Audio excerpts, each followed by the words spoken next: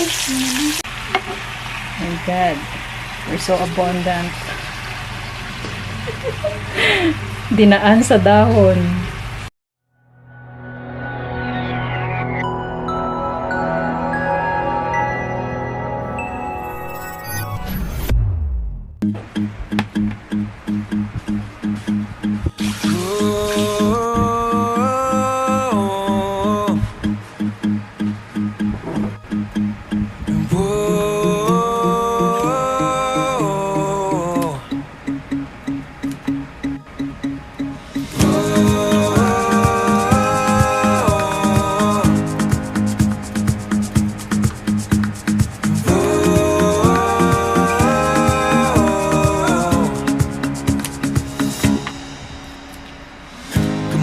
Si l'on s'aimait, à se promettre l'éternité, si l'on vivait ivre d'amour comme dans les contes et les histoires, si l'on laissait couler les jours en profitant de chaque pas, malgré nos douleurs et nos craintes, en se serrant fort dans les bras.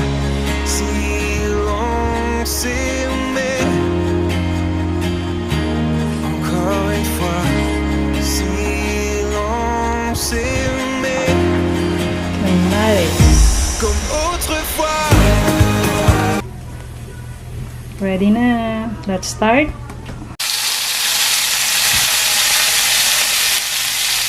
Lahat ay mag-uumpisa sa ginsa.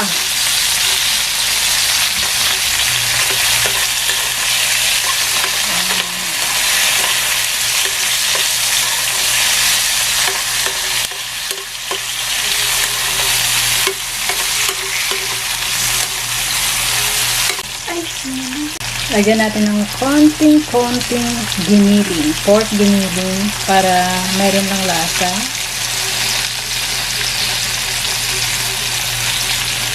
At least yung adobong kangkong with at least may giniling na.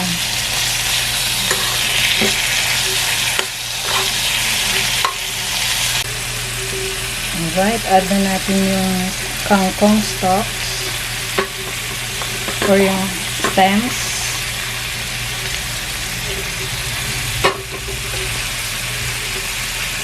Kangkong stems or tangkay. Kumain ka ng tangkay para ikaw ay may kagandahang taglay. Then add natin yung kangkong leaves.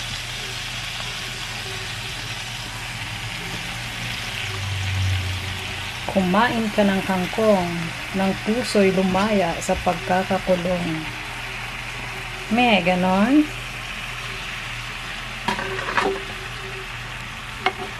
My God, we're so abundant. Dinaan sa dahon.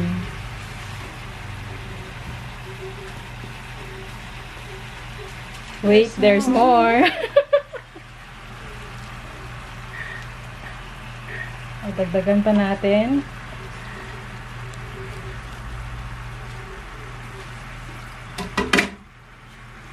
Dahon ni suyo.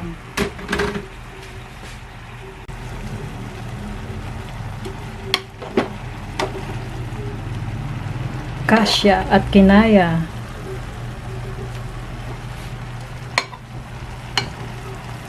Yan.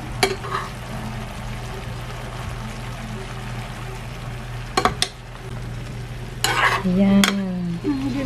So, from kanina na umaapaw na dahon, ito na siya. You see?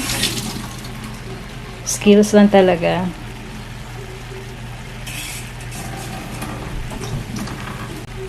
And then we will add the usual oyster sauce.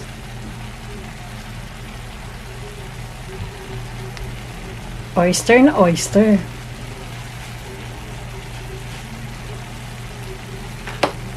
At syempre, mawawala ba si paminta? Present lagi. And then we have the cane sugar para hindi siya ganun kaasim.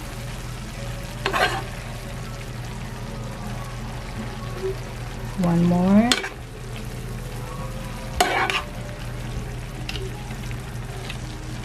Okay, mabango na siya. Okay, add ulit. Next would be toyo. Kung may suka, may toyo. Yan, ihalo lang din ulit natin.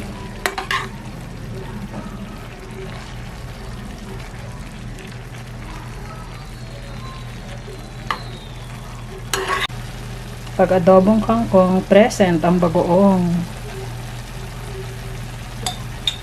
Yan, medyo dagdagan natin para lasang-lasa.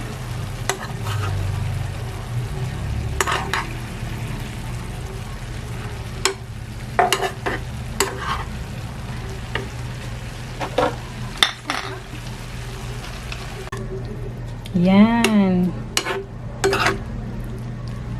So, yung leaves ay yung tangkay with proper combination ng mga ingredients. Sakto lang yung lasa at yung asim. Right, serve na natin.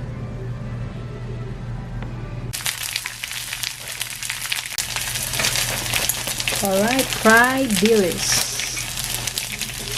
It's kinda boneless.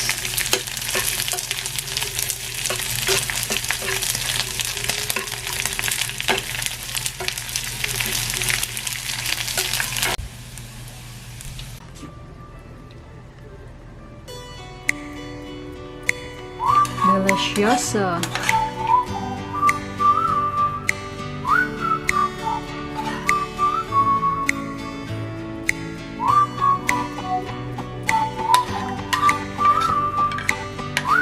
This is for survival ECQ na pang-ulam.